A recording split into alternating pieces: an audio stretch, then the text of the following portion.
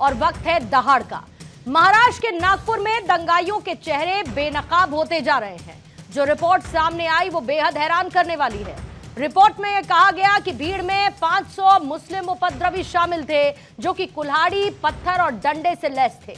वो मजहबी भड़काऊ नारे लगा रहे थे और हिंसा के लिए पत्थर, तलवार और पेट्रोल बम का सहारा ले रहे थे। इन 500 उपद्रवियों को जुटाने वाले मास्टरमाइंड फहीम खान को भी गिरफ्तार कर लिया गया है। फहीम पर आरोप है कि इसने सबसे पहले औरंगजेब कब्र हटाने की मांग के विरोध में लोगों को भड़काया और फिर हिंसा के लिए भीड़ को बुलाया। पुलिस ने चेतावनी भी दी, लेकिन फहीम खान ने पुलिस के खिलाफ भीड़ को उकसाया और इसके बाद दंगाइयों की भीड़ पत्थरबाजी, आगजनी और हिंसा की डगर पर चल पड़ी। हालात कुछ इस तरीके के बन गए जिसने नागपुर के दामन पर हमेशा के लिए सांप्रदायिक दंगे का दाग लगा दिया।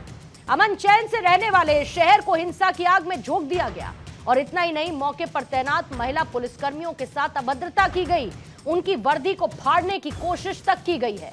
फिलहाल नागपुर पुलिस उन सैकड़ों आरोपियों की पहचान कर उन्हें सलाखों के पीछे पहुंचाने की कोशिश में जुटी है। लेकिन हालात इस हद तक पहुंचाने के लिए क्या एक फहीम खान ही जिम्मेदार है? क्या ऐसे लोग बिना सियासी शह पर इतना बड़ा गेम कर सकते हैं? और कई ऐसे गंभीर सवाल जिनका जवाब आज तलाशेंगे दहाड़ की चर्चा में, लेकिन उससे पहले वार पलटवार।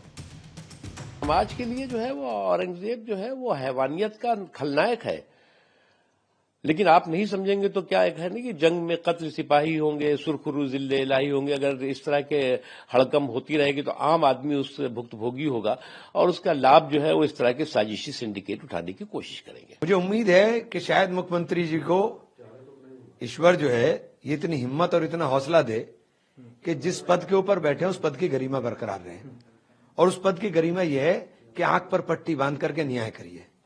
किसी जाति, किसी धर्म, कोई भी हो, जिसने उपद्रव किया है उसके खिलाफ सख्त एक्शन करिए, कोई भी हो। अगर मुगलों की जितनी भी गुलामी की निशानियां हैं वो मिटाना चाहते हो तो लाल किला तोड़ो, फिर ताजमहल तोड़ो, जितने पुल उन्होंने बनवाए तोड़ो, जितनी सड़कें उन्होंने बनवाई तोड़ो। अरे भाई, ये 144 करोड़ लोगों की संपत्ति है 15 अगस्त 1947 में देश की आजादी के बाद।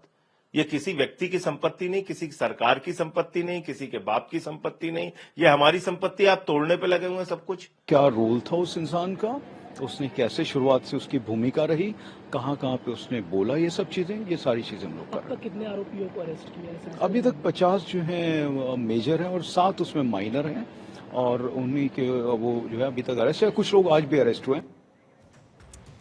तो आइए सबसे पहले उन सवालों का जिक्र करते हैं जिस पर रहेगी आज दहाड़ की चर्चा। पहला सवाल यही कि मजहबी जहर नागपुर पर बुरी नजर, अमन की मिसाल, किसने सुलगाया महाल, फहीम गिरफ्तार और कितने किरदार, दंगाइयों का सरदार गिरफ्तार, योगी मॉडल वाला इलाज, पत्थरबाजी, आगजनी, हिंसा, नागपुर का अमन चैन क्यों छीना गया?